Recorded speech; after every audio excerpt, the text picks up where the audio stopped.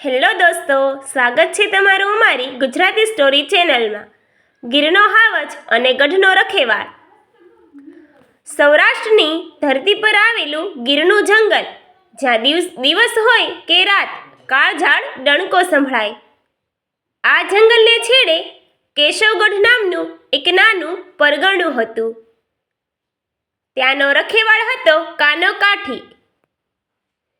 કાનો એટલે 6 ફૂટ ઊંચી કાયા, હાથમાં પાછાવાળી ડાગ અને ખંભે કાળી કામળી. એની આંખો એવી તેજ કે અંધારામાં પણ સોય પરોવી શકે. એક દિવસ સમાચાર આવ્યા કે જંગલમાંથી એક નરભક્ષી સિંહ બહાર નીકળ્યો છે. આ સિંહ સામાન્ય નહોતો. એ કદાવર હતો અને માણસનું લોહી ચાખી ગયો હતો. ગામના લોકો ફફડતા હતા. પશુઓ સીમમાં જવા ગભરાતા હતા.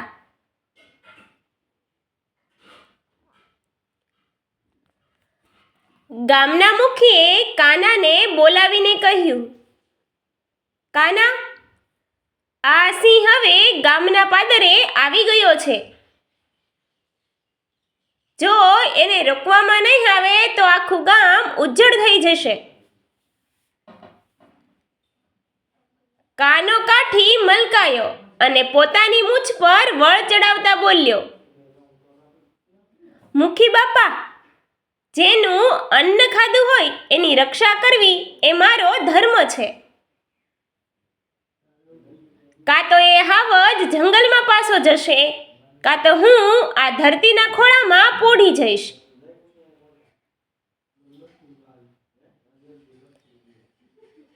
કાનાએ પોતાની પાસે માત્ર એક કટારી અને મજબૂત લાકડી લીધી.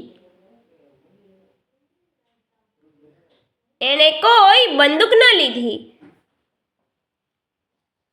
કારણ કે એનું માનવું હતું કે શિકાર તો સામા છાતીએ જ કરાય.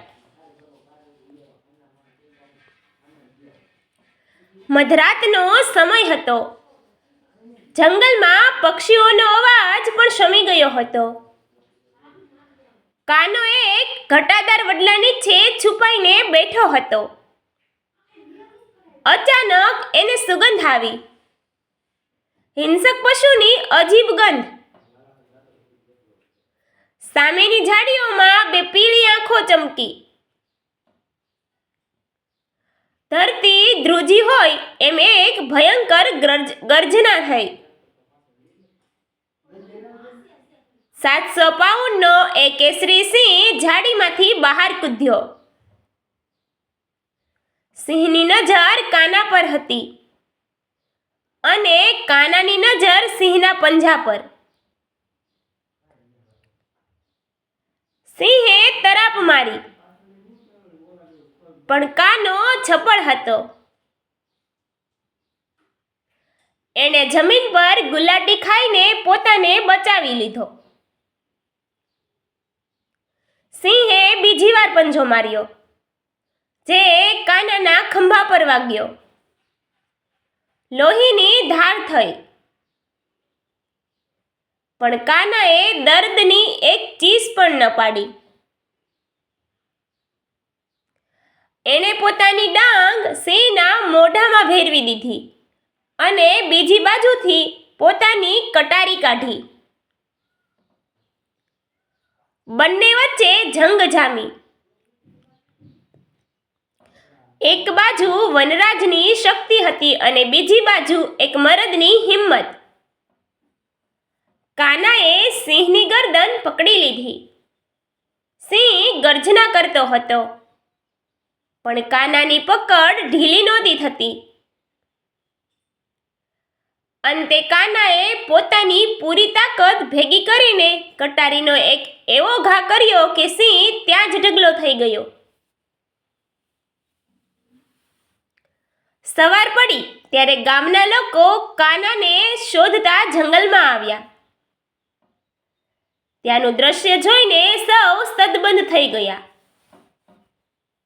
લોહીથી લથબથ કાનો સિંહના શબ પાસે બેઠો હતો અને પોતાની કટારી સાફ કરતો હતો. તે દિવસે કેશવગઢમાં દિવાળી જેવો માહોલ હતો.